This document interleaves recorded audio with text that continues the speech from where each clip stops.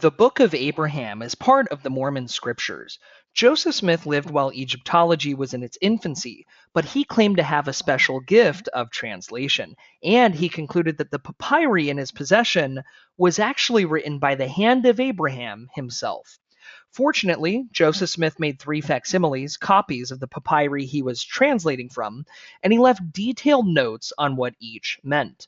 These facsimiles and notes are included in the book, and I'll show a photo of each facsimile here. The other fortunate developments are that Egyptology is now a well known subject, so we can have experts actually check Joseph's work, and the papyrus he worked from was rediscovered in 1967 at the Met in New York. The Mormon Church even validated the authenticity of these papyri. The Book of Abraham is a crystal clear litmus test. Was Joseph Smith a legitimate prophet, or was he a liar? First, the papyrus was dated by experts to around the 1st or 2nd century BC, close to 2,000 years off from what Joseph Smith claimed, and 100% proof that it was not written by Abraham. But that's only the beginning of the problem for Joseph Smith. James H. Breasted, PhD in Egyptology, and actually the first American to obtain a doctorate in Egyptology, said, quote, "These three facsimiles of Egyptian documents and the pearl of great price depict the most common objects in the mortuary religion of Egypt. Joseph Smith's interpretations of them as part of a unique revelation through Abraham, therefore very clearly demonstrates that he was totally unacquainted with the significance of these documents and absolutely ignorant of the simplest facts of Egyptian writing and civilization."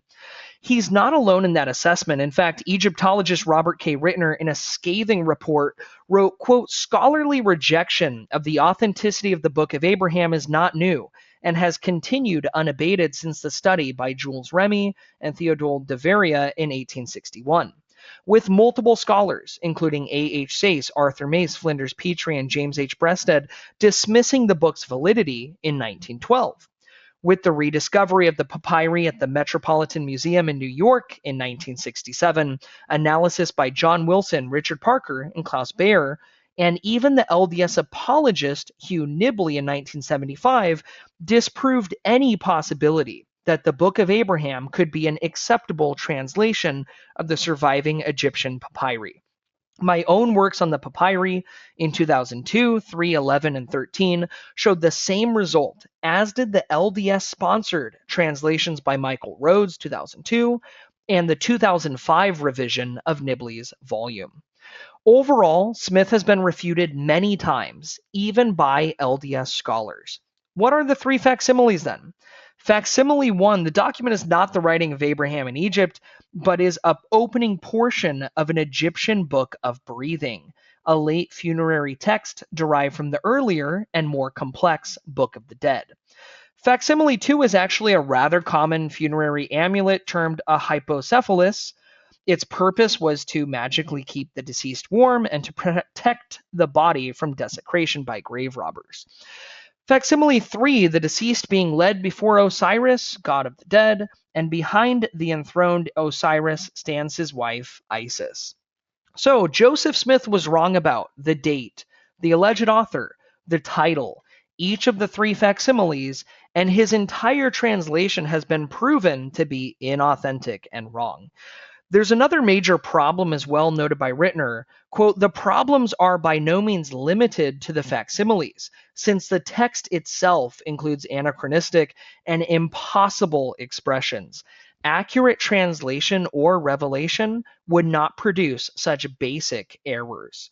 The takeaway here is that the actual text itself, written by Smith, is so out of touch with reality that not a single scholar with a 101 level knowledge of Egyptology could even possibly take Joseph Smith seriously.